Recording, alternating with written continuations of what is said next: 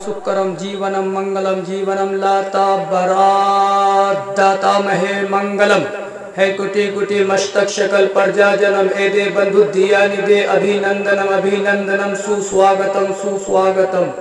ओम महा यदो नारी मदो नारी दशा दशे दसो नारी नारियम पुरुषतमाकार नम शिवाशक्ति। ओम हरि ओम। नीलंबरभू श्याम कौमलिंग सीता समारोपित भाम भाग्यम पानु महापायम चारोचनम नामी रघुवंश मुनि रामा पुरुषोत्तम नरहराय तंकेश गुरुरा गोविंदा धब्जंग गिंदी समोदर माधनम। मंगलम भगवान विष्णु मंगलम कुंडलिकाक्ष मंगलय पुनाहरि मंगलम गरुड़ध्वजा शांताकारम भुजगशयनम पद्मनाभम विश्वाधारम सुरेशम मेघवर्णम लक्ष्मीकांतम कमलनयनम युद्धज्ञानम मोगम वंदे विष्णु भोवरम लोकम कित्यानम। ओम श्री परमात्माय नमः। ओम विश्वानि सर्वम द्योदेव अखंड मंगलकारणम व्यायदम एनाचराचरम तद्द पर्दंग दर्शितम तस्मै श्री गुरुवे नमः। एको जगदीश्वरा एको Jagat Guru. World persons of this world are the children of one father, they is Adam Manu. Allah say forgive now dead partner should be said up with him, but forgive anything is to whom pillage may yushrik billah faqad iftara isman azima। शूद्र ब्राह्मण मुगल पठान निर्बल या निर्धन या धनवान सबको समझो एक समान, सब है आदम की संतान। ना हिंदू बुरा है ना मुसलमान बुरा है, आ जाए जिसमें बुराई वो इंसान बुरा है। मेरा देश संगम है संगम रहेगा, मेरा देश संगम है संगम रहेगा। यहाँ गंगा रहेगी जमजम रहेगा, यहाँ गंगा रहेगी जमजम रहेगा। ये भारत की सरजमीन है, बस यहाँ मोहब्बत ही मोहब्बत रहेगा। आदरणीय और माननीय आज के इस ऐतिहासिक मंच पर उपस्थित धर्मगुरु आचार्य विद्वान ज्ञानी हजरत उलमाए किराम और शोराए इज़ाम और हमारी पर्दा नशी माँ बहनों और तमाम आए हुए साथियों का मैं अभिनंदन स्वागत करता हूं कि आप लोगों ने इस ठंडक में भी अपना कीमती वक्त निकाल कर बैठे हैं। मैंने कुछ धार्मिक मंत्र पढ़े हैं जिसमें अथर्ववेद का मंत्र है ला इलाहा ने पापम इल्ला लम्मा परम पदम वैकुंठ प्राप्त ही जपो नामे मुहम्मदम। मैंने अथर्ववेद का मंत्र पढ़ा, भागवत गीता का मंत्र पढ़ा, रामायण का पढ़ा, अथर्ववेद यजुर्वेद सामवेद इन लोगों किताबों से मैं हवाले से मैं कुछ मंत्र पढ़ा हूँ, क्योंकि वक्त ज़्यादा नहीं लेना चाहता। आपको परेशान करने की मेरी आदत नहीं है, वक्त ज़्यादा हो गया है। मेरा बयान तो 8 बजे के अंदर हो जाता है। फरवरी का भी प्रोग्राम डोरिया मुरबल्ला बहुत सारी जगह में मेरा प्रोग्राम अभी से फरवरी पूरे फरवरी ऐसा कोई दिन नहीं है खाली है। कोई दिन ऐसा हो सकता है 1-2 दिन खाली हो, वरना पूरे बुकिंग है। और मेरी तबीयत भी नासाज होने के कारण मैं ज़्यादा बातें अभी नहीं कर रहा हूँ। आप लोगों के सामने मैं कुछ मंत्र को पढ़ूंगा।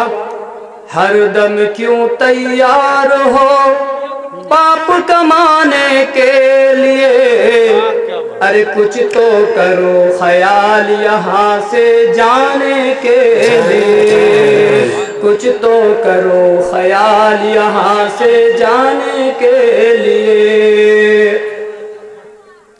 हिंदू जल कर राख हुए, अच्छा हिंदू जल कर राख हुए और मुस्लिम चल कर हुए खाक, सोने जैसे दहिया में रहा न कोई पास। अरे अपना पराए रोता है तुमको दिखलाने के लिए, अरे कुछ तो करो ख्याल यहाँ से जाने के लिए। अभी हालात और माहौल का मैं बता रहा हूँ, आज हिंदुस्तान के अंदर मुसलमानों को टारगेट किया जा रहा है, उन पर जुल्म ज्यादती के पहाड़ तोड़े जा रहे हैं। ऐ जय श्री राम के नारा लगाने वालों, मैं आप लोगों से यही बात कहना चाहता हूँ, चाहे वो हिंदू हो चाहे वो मुसलमान हो, सभी एक आदम की संतान है। चीती जल पावक गगन समीरा, पंचरचित आदम का शरीरा।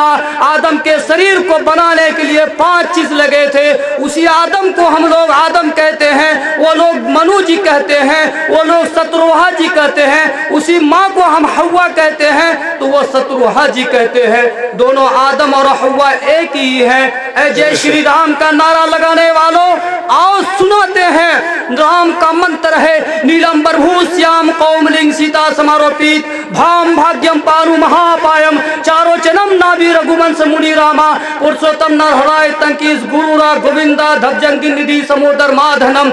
राम का आकार चेहरा उनका नील की तरह थे। राम अयोध्या में पैदा हुए, राम रघुवंश के खानदान में पैदा हुए। राम एक पुरुष में उत्तम थे, वो एक इंसान थे, ना कि वो भगवान, वो खुदा ईश्वर थे।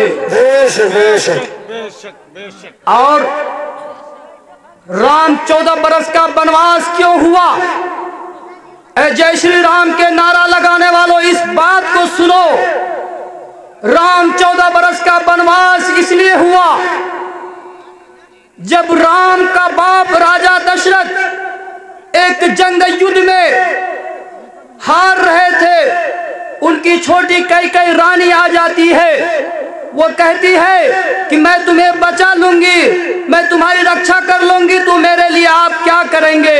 तो उन्होंने कहा कि देखो मैं तुम्हारे लिए कुछ सोचूंगा। राजा दशरथ ने कहा ठीक है, और उन्होंने जंग में साथ दी और उनको सुलह किया, और यहाँ तक कि वो कामयाब हो गया।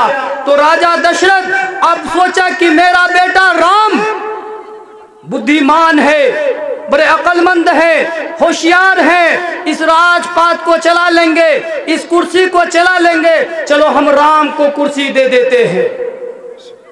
अब राम को कुर्सी देने लगे। इतने में छोटी रानी कई आ जाती है। वो कहती है नहीं नहीं, आप मेरे बेटे भरत को राजा का कुर्सी दिया जाए, मेरे भरत को कुर्सी का मालिक बनाया जाए, राम को नहीं बनाया जाए।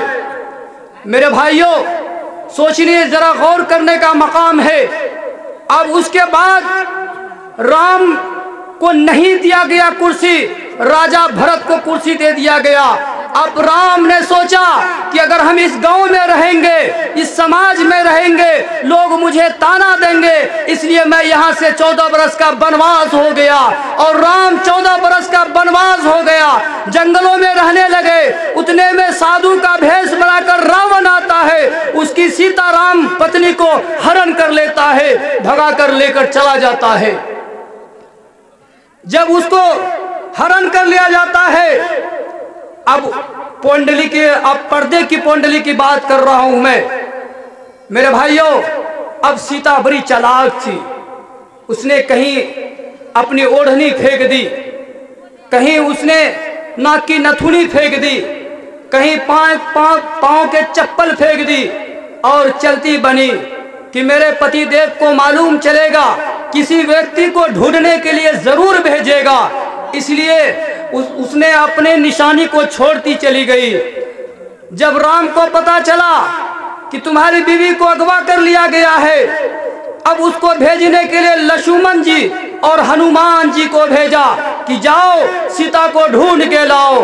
अब उसके बाद लक्ष्मण जी और हनुमान जी रास्ते से जा रहे हैं, तो देखते हैं एक तरफ चप्पल है। कहा हनुमान जी ने लक्ष्मण जी से कहा कि ये चप्पल किसका है? कहा ये तो मेरी भाभी की चप्पल है, ये तो मेरी भाभी की चप्पल है। फिर आगे चलते हैं, कहीं ओढ़नी मिलती है, कहा ये ओढ़नी किसकी है? कहा ये मेरी भाभी की है। उसके बाद और आगे चलते हैं, कहा कि ये नाक की नथुनी किसकी है? कहा मुझे मालूम नहीं है, मुझे 14 बरस सेवा करता रहा, लेकिन मैं आज तक भाभी का शकल नहीं देखा।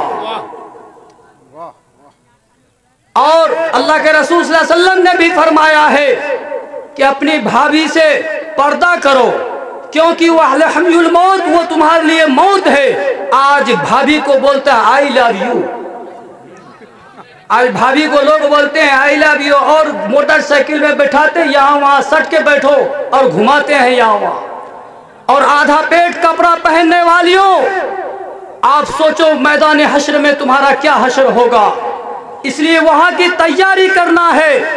किसी भी धर्म के अंदर यह नहीं कहा गया है कि तुम बेपर्दा होकर घूमो, डांस करो। किसी भी धर्म के अंदर यहाँ पर्दे की हकीकत बताई।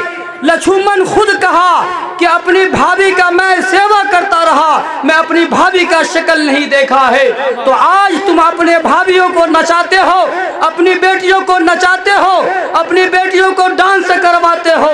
ऐ नौजवानों, तुम्हें क्या हो गया है। और मैंने एक मंत्र पढ़ा, शूद्र ब्राह्मण मोगल पठान, निर्बल या निर्धन या धनवान, सबको समझो एक समान, सब हैं आदम की संतान।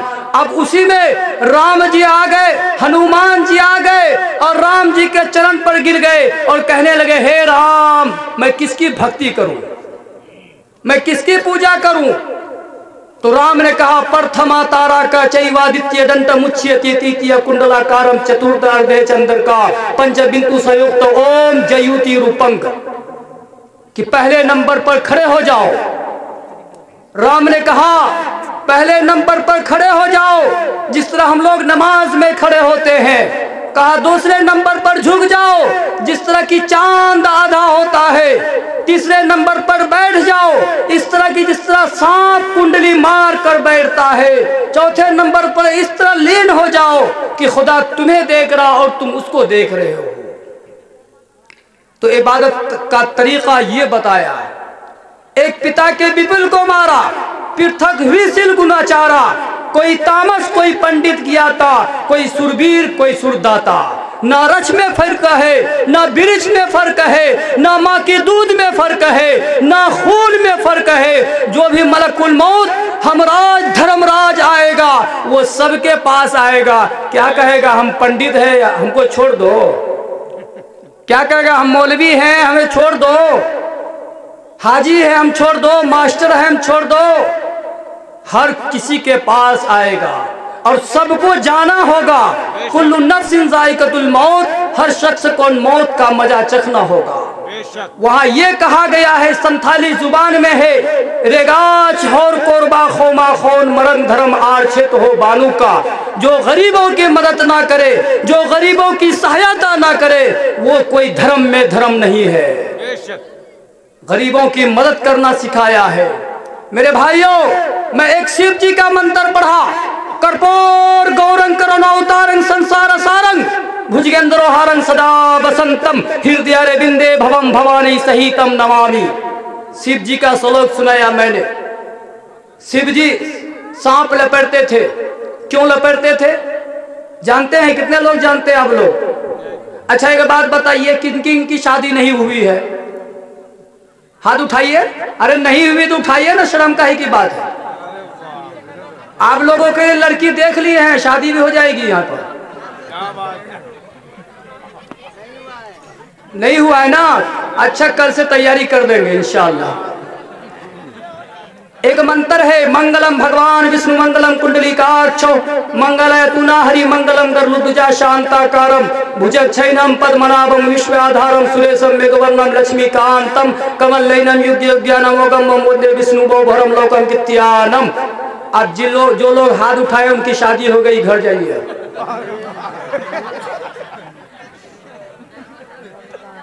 कि ढोल को भी लेके जाना है क्या? अगर हमारे बिरादरान वतन हिंदू भाई अगर इस मंत्र को नहीं पढ़ेंगे तो उनकी शादी ही नहीं हो सकती है। तो शादी कराने के लिए इस मंत्र को पढ़ा जाता है, लेकिन इस मंत्र के अर्थ में क्या लिखा गया है, माना क्या है, मतलब क्या है, अगर उस मतलब को समझ लेगा तो वो हमेशा के लिए कामयाब हो जाएगा।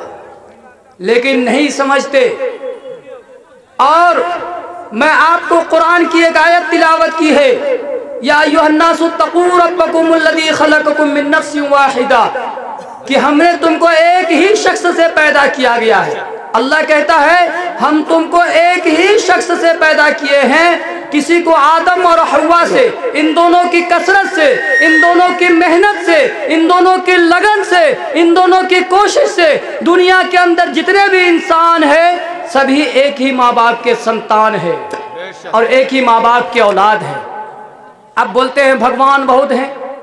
मैं बाबिल से पढ़ा था, world persons of this world are the children of one father देश आदम मनु।